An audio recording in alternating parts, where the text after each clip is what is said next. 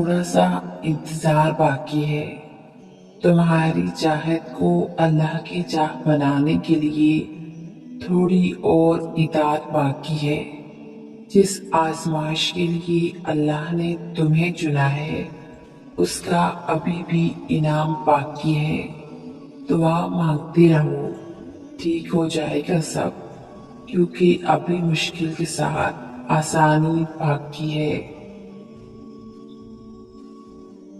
अल्लाह की तरफ से की गई देर में कितनी खैर है, ये तुम्हें तब समझ आएगा जब जिस सब्र के अश्क बार सजदे से शुक्र के सजदों में बदल जाएंगी और उस वक्त तुम कांपते लबों से उसके अल मुजीब कबूल करने वाला होने की गवाही दोगी।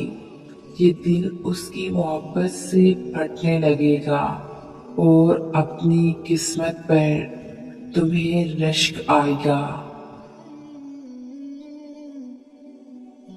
वो जब तुम्हारी दुआओं को कबूलियत के लिए चुन लेता है तब वो तुम्हारे दिल में दुआ का ख्याल भी खुद ही डाल देता है।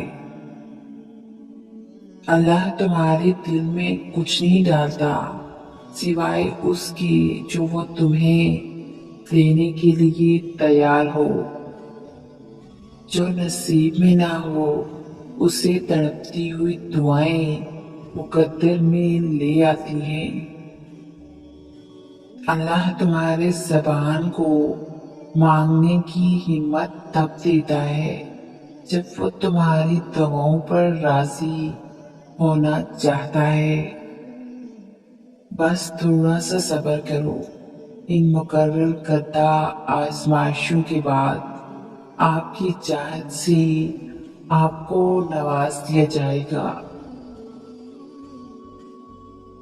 अल्लाह पाक ऐसा वक्त बहुत जल्द आएगा जब तुम अपनी आंखों से अपने लिए मुझसे होते देखोगे।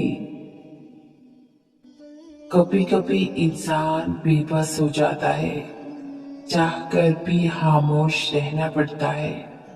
वह सब्र से किसी मुआवजे का इंतजार करता है, नम आंखों से अपने रब की रहमत का मुंतजिर होता है और फिर कुरान से अल्लाह का जवाब आता है और जल्दी आपका रब आपको इतना देगा कि आप खुश हो जाएंगे।